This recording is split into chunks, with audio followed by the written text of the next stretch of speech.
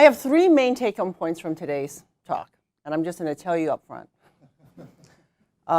So one is that so much of what we know about urbanization in cities does not apply today.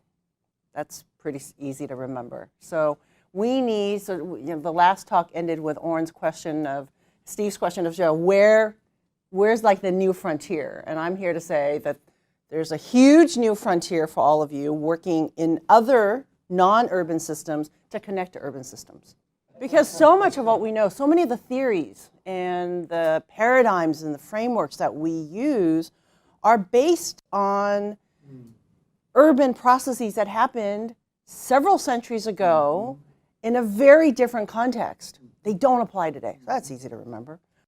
The second main point that I want to tell you is that what we do know about urbanization, and especially urbanization in the context of SE interactions, is limited to a few places. So we know a lot about a few megacities, a few samples here and there, but we actually don't know very much about the large sample of cities around the world. So like if you were an ecologist, would you only sample the lakes in your backyard? You probably wouldn't, right? But we basically keep sampling the same cities: New York, Shanghai, Beijing, etc. So we don't know a lot about the rest of the world.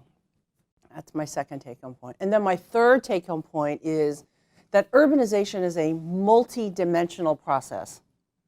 It's not just people moving into cities, although I just had a huge debate with someone about what is urbanization.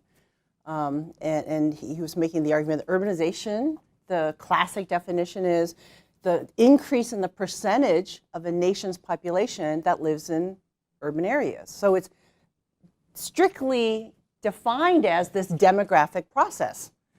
But we know actually that urbanization is this multidimensional process. It is about changes in culture and traditions. It is about changes in lifestyles, norms, attitudes, behavior. Cities concentrate people, right? They concentrate people. And they concentrate ideas, and out from that comes, well, we need very different institutions and laws to regulate all these different people, to maintain law and order, but also regulations around food and sanitation, around how to behave. And so urbanization is actually a transformation about society, about how we're living, what we value. And it's not just about more people living in cities. And it is that classic definition of urbanization that I would argue has hampered a lot of progress in urban research, because we think about it as only this demographic phenomenon, not as this multi-dimensional phenomenon. So I'm here to make the argument that we need to really rethink urbanization. So here are a few of my favorite statistics that, that I think are not as well known. So, we're talking about this pretty large-scale transition, right? Every week, about 1.3 million people, the growth of urban areas. So it's a large-scale transition that's happening everywhere. But urban areas are engines of growth around the world. In some countries, like in Thailand, Bangkok generates more than 50% of the GDP. So the issue of urban primacy, it's not about apes, actually. Primacy is about how important is that one single city, the largest city often. But globally, we know the cities generate the majority of economic growth. And at the same time, if we think about the global environment, the planet, we know that urban areas use the majority of the planet's resources.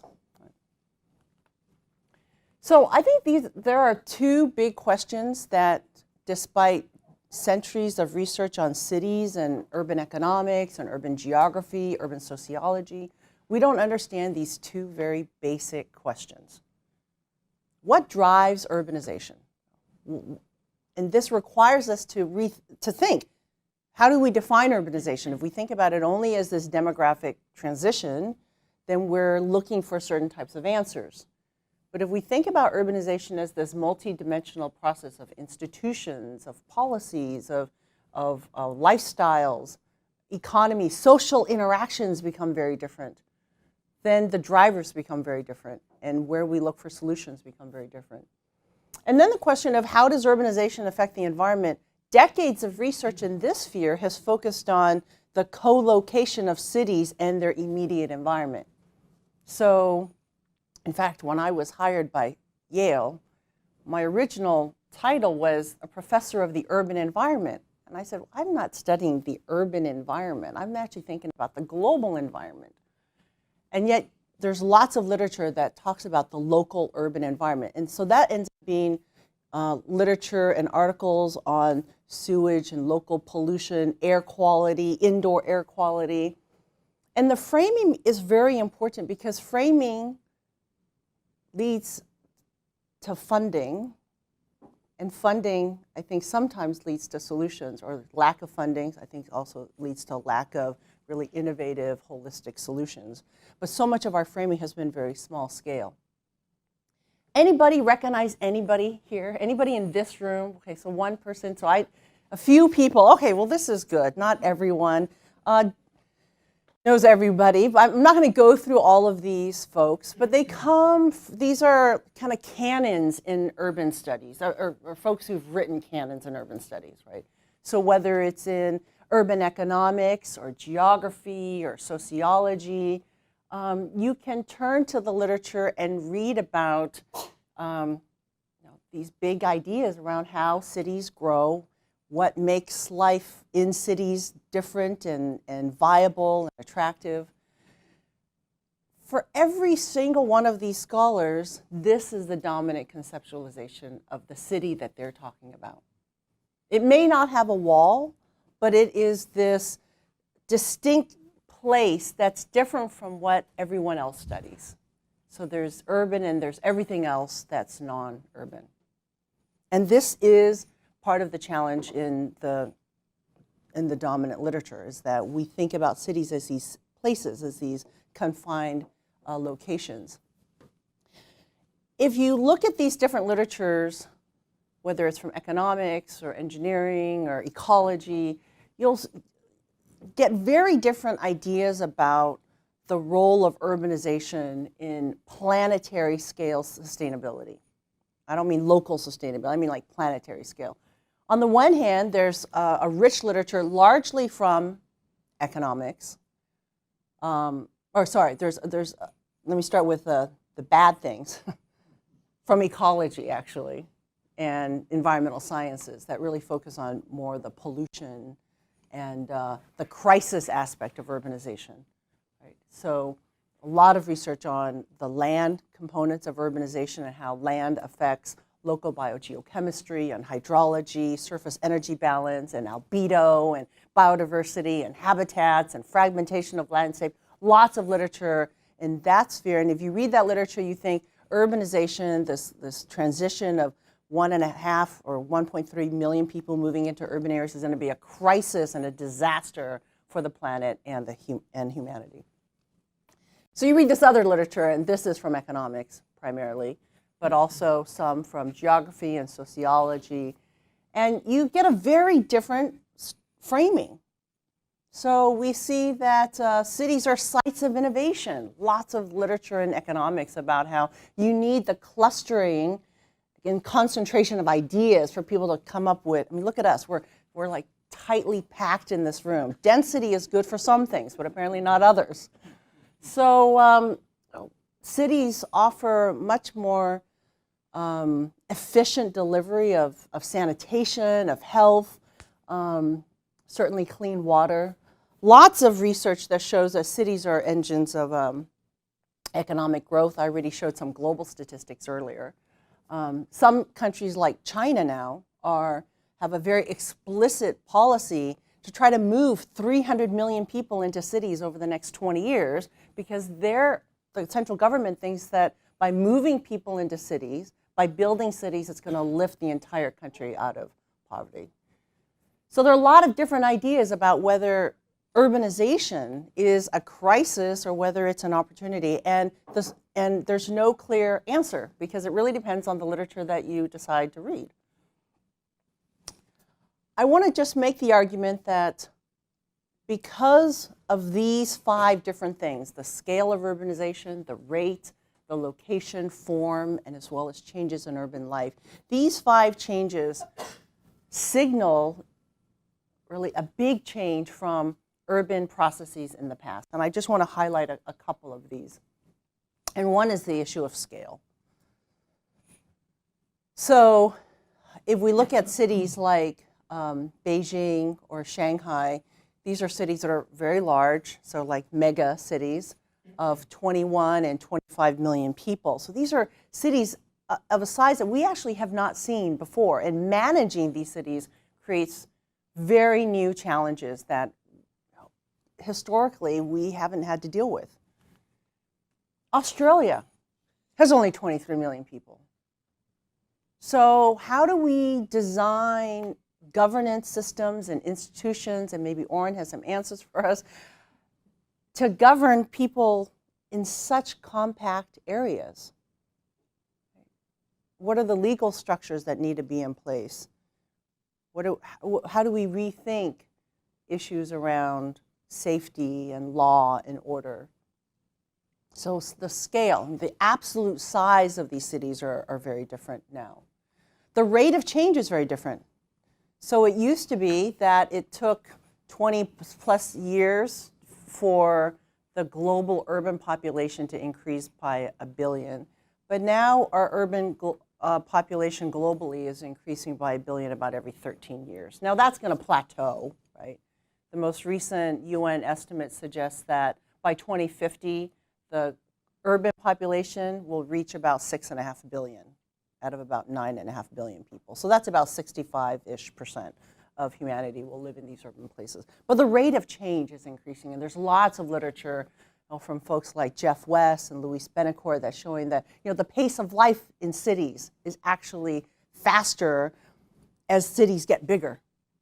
So there's interesting work that shows like metabolism rates of people in cities, pace of life in terms of how fast you're walking in bigger cities is faster than in smaller cities.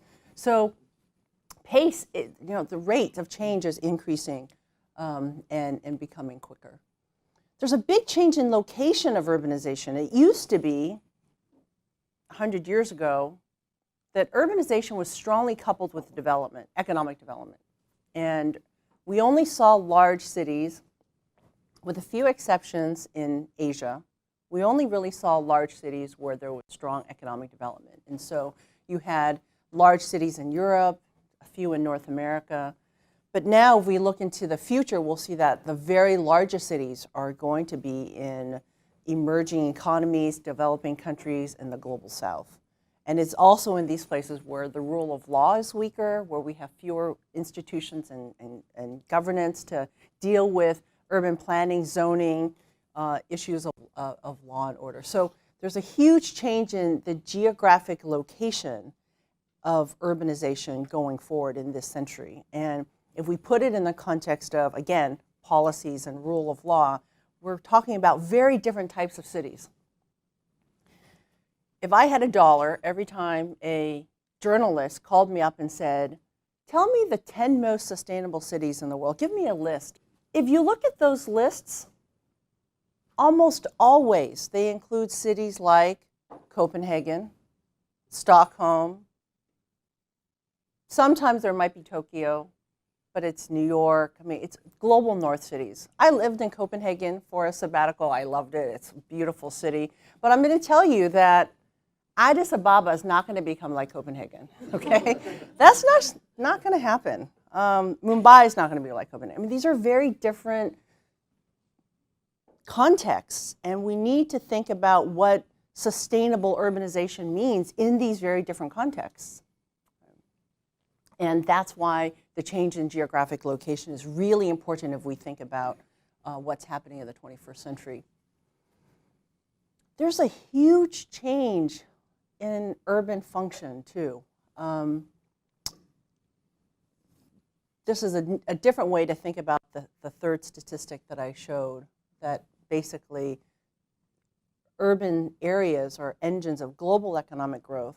But if you flip it around and you think about the There's apparently an estimated 2 to 2.5 billion smallholder farmers in the world who cultivate farms of less than 2 hectares or smaller.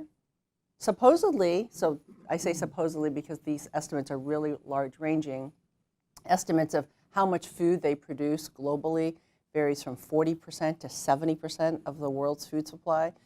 The bottom line is we're talking about a very small percentage of the world's economy, but actually affecting a lot of people globally. So, you think about another statistic that people like to talk about is, urban areas aren't really important because they only take up about 3% of the terrestrial surface. It's like, well, they're a small area, but it has big impact. It impacts probably 2 to 2.5 billion small-scale farmers. It impacts not just people in urban areas, but lots of livelihoods. I know a number of folks are interested in deforestation. That's for food, that's for timber, that's for resources often that go into cities. The other big change that we're seeing is changes in urban life. And here, because cities concentrate not only people, but cities represent flows of networks of ideas and transportation and infrastructure. We're seeing that ideas around urban living are really transmitted globally very quickly. I love to ask the question of where people think this is, and I'll ask that question here. It is in China. Most people, good job, right? Most people will say, well, it's, Southern California or, the cul-de-sacs or something. A few things do give it away. I think this dotted line separating the different lanes you probably wouldn't get in North America. But the single-family detached home, somebody said sprawl earlier, single-family detached home, single-use zoning. Zoning is a pretty new phenomenon, started in about early 20th century. But the idea of zoning has spread like wildfire around the world, and many new urban developments in China and in India actually have been fashioned or are being built after this idea of single-use, low-density development, which is a complete reversal of what cities used to be. Cities used to be actually concentrated, diverse economies, mixed uses, and we can have a whole debate about whether this is urbanization. But regardless of whether we think this is urbanization, it certainly is a very different lifestyle, land use, and if we think about the biogeochemistry and the ecology of this is certainly very different. So life is changing very quickly. The other big change is around diets. And here, the literature is quite interesting in terms of thinking about urbanization impacts or linkages with food systems. Most of the literature is focused on 2 aspects of urbanization and food. One, which I've contributed to, is looking at the direct impact of how urban expansion affects agricultural land. So most of these areas, especially in China, used to be farmland. So urban expansion leads to the loss of agricultural land. That's been documented all around the world and very acute in places like in Turkey, Vietnam, China. The other effect that has been widely documented is confounded with an income effect. So as people get richer, they have a land, water, and meat-based diet, right? A more energy-based diet. What's interesting, though, is, let me forward a little bit, there's some new work that's showing that's trying to link these 2 phenomena together. So we see that, for example, the consumption of meat in China is increasing significantly. There's some new research that's actually linking that to deforestation in South America, especially in Brazil, and the export of soy, et cetera. But I think this is the new conceptual frameworks that we need to go to, moving away from simple ideas of urbanization just leads to the loss of agricultural land to much more textured, nuanced understanding of how these different dimensions of urbanization shape people's choices around whether it's food or consumption or lifestyles. So I have a proposal, which is that we need a different area of study, which a number of us have been calling, whether it's the science of the city or urban science or urbanization science. And so I have 3 questions here that set me up basically for why we need this. And the first question is, what does the urban century mean for planetary sustainability? So if you buy into the idea that we are living in an urban century, whether it's the demographic numbers or the economic numbers, what does it mean at the planetary scale? And very importantly, what do existing theories, those canons, tell us? So the canons tell us this. We need to think about urban. Urban is separate from rural. There's some new work that's being done that's introducing ideas of telecoupling and teleconnections. I don't know how many folks in this room are familiar with these ideas, but the idea that there's a continuum of land uses, that idea is not new, but the idea that we actually need to start understanding sending systems, systems that for certain contexts are sending systems, and other contexts they may be receiving systems. But we actually need to understand how these systems are coupled and create a much more complex understanding of what urbanization actually means. Another conceptualization that a number of us have been working on is, instead of thinking about urban impacts on the environment as direct and co-located, we may think of urban impacts on multiple rural or hinterland places or wildland places. And we know this to be true, but what methodologies do we have to start studying these multiple places? And from my perspective, I think, well, I know there are a couple of rural sociologists in the room. I think this is really interesting. How does one rural community, how are they affected by demands by multiple urban places? So just as one example, I have a colleague at Yale named Tom Gradle, and he's one of the world's experts on minerals and also rare earths. And his group has traced the use of rare earths in various aspects of the economy, and also traced geographically where they're available. And basically, one of the conclusions of the work there, key insights that his lab has generated, is that for many of modern technology, thinking about imaging in hospitals, turbines, a number of different things, they rely on rare earths that are actually only available in a few countries. So this was made really big news a few years ago when China said that it might limit the export of rare earths. This is an example where, if we go beyond the example of rare earths and look at other systems or other resources, there are probably some resources that are only available in a few places. They're not interchangeable. And with growing demand, we're going to exact more higher demand on these single places. So that's another thing that we need to think about. And ultimately, if we start thinking about these places as connected globally, what are the frameworks and what are the methods that we have? There's some interesting work that's being done in operations research, looking at spatialized supply chains, where you can actually look at different components of the supply chain. But that work isn't really coupled with SE work right now. It's pretty separate. So ultimately, many of us have been arguing that we need to move away from this framework, where we're thinking about local hinterlands and really clear, direct feedbacks, to much more of a complex interaction that cover space. Now, clearly, we need to set some system boundaries for how we're going to study this. You can't just say, well, everything is connected to everything else. But we certainly have to go beyond what we currently have now as conceptual frameworks and methods.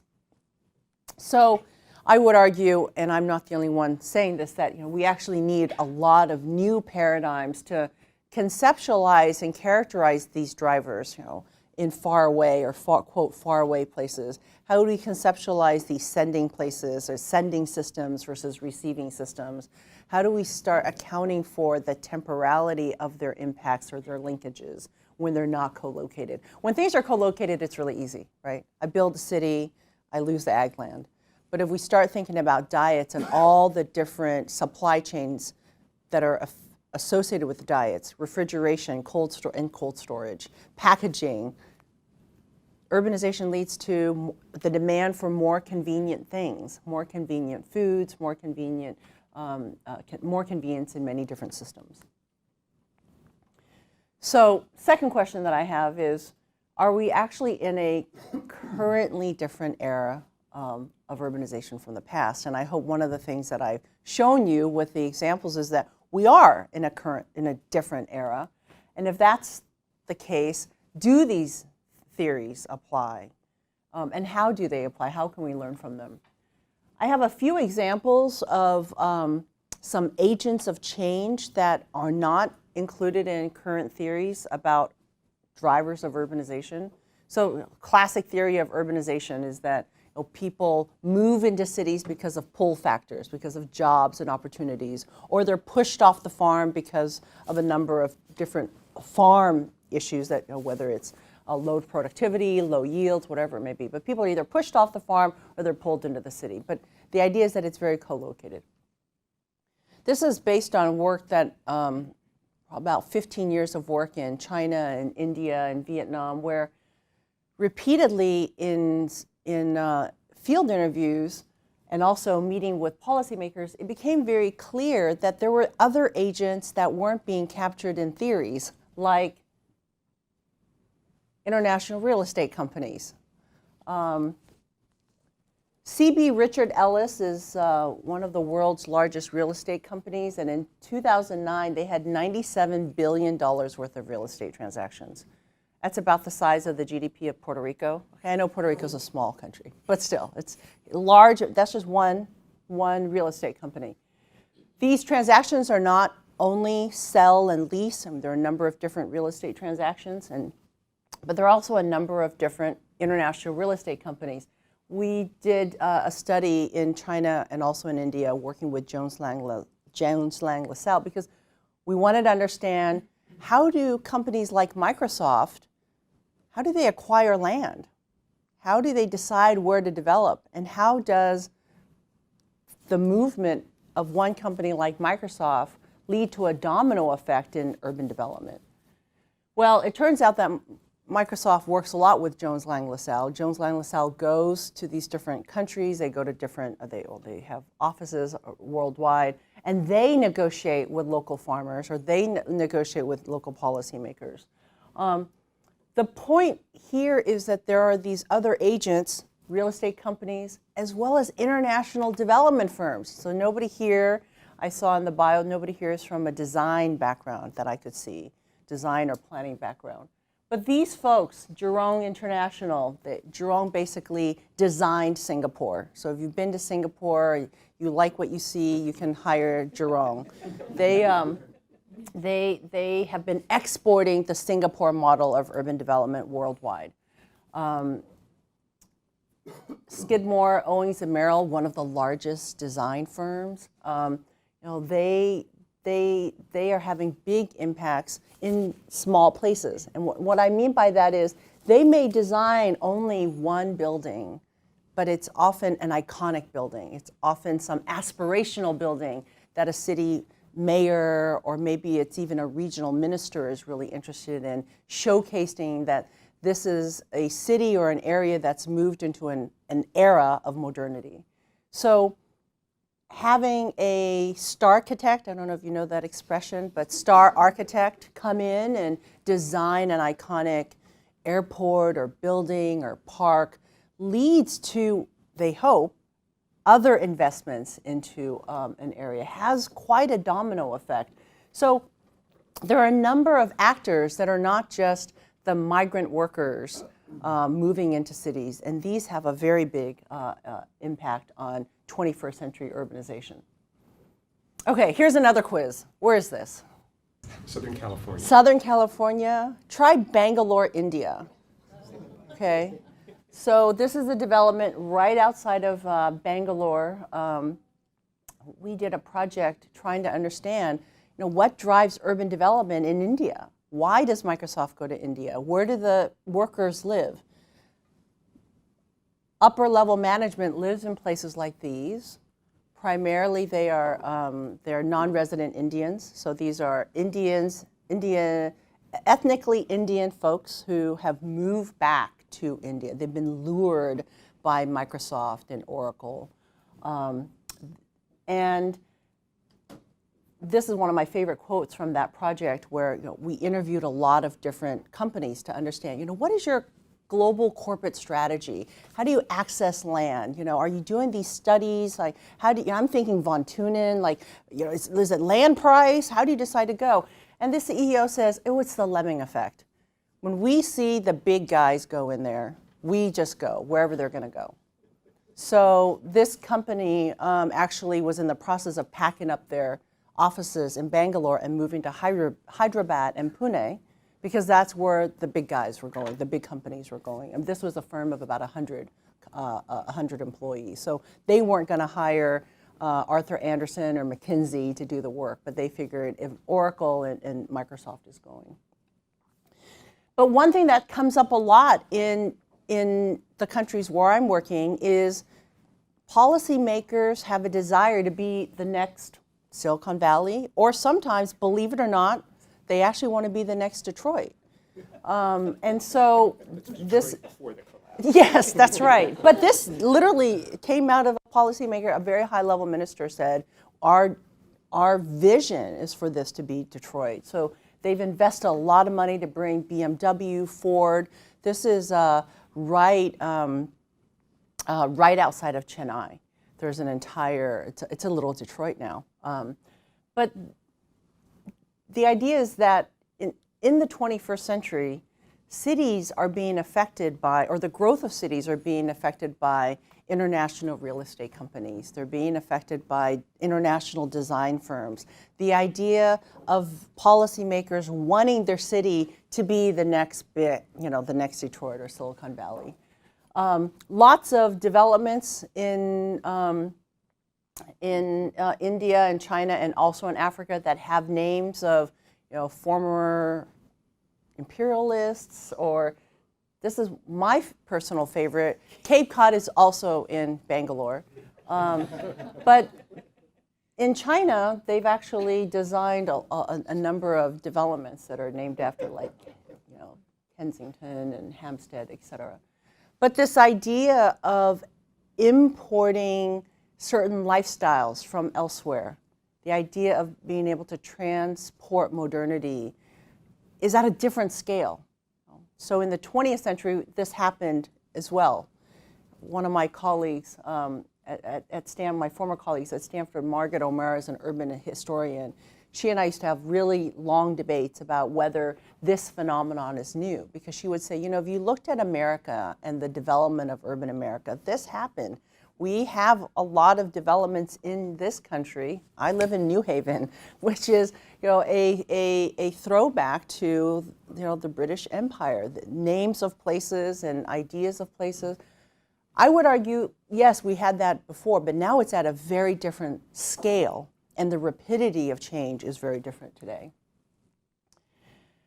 The third question I have is, do our theories and models reflect and capture contemporary processes? And I just have one example here I'd like to highlight.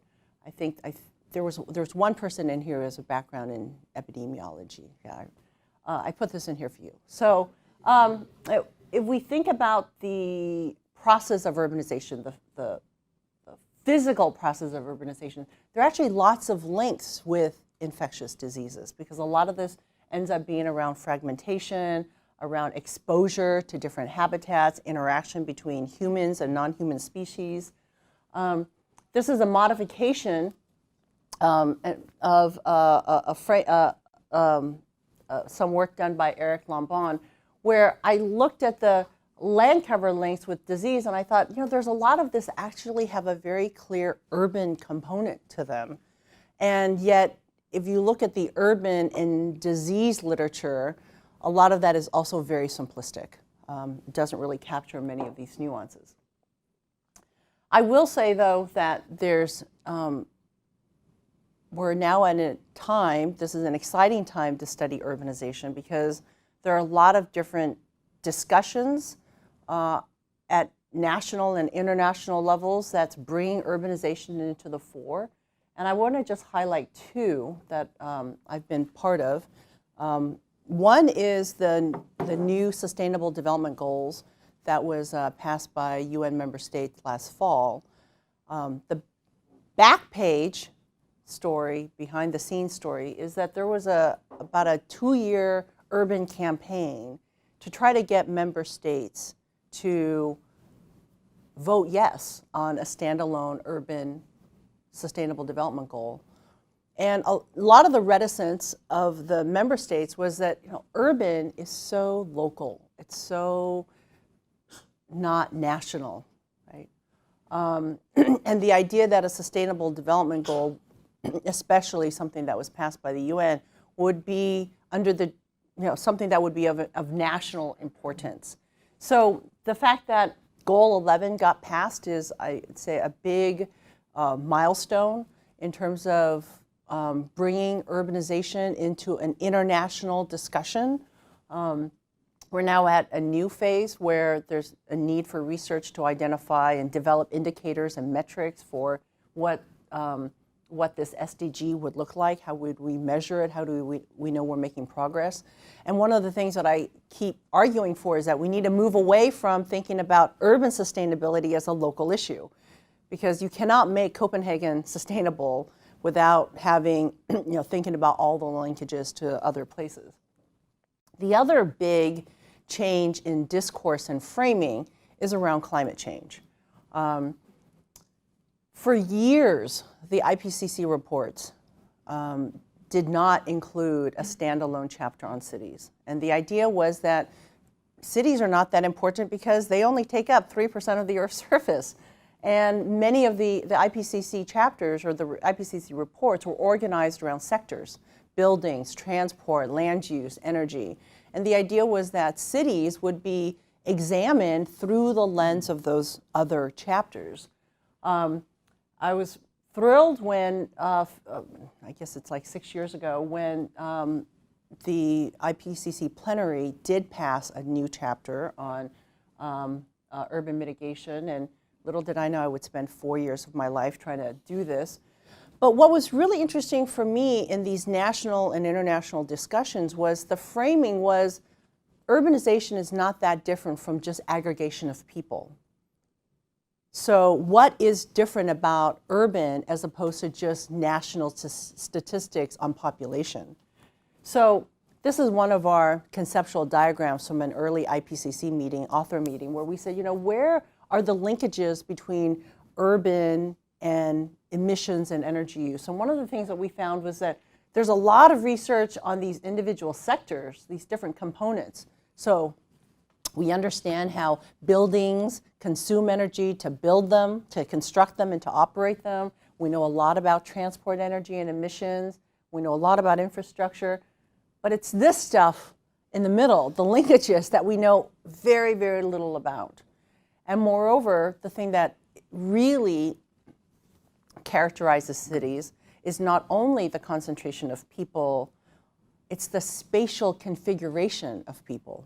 It's about where we live versus where we live, work. You know, it's the spatial arrangement that makes cities very unique in terms of their impacts on the environment. So I'll leave you with this image of Shanghai in the 1970s and Shanghai today.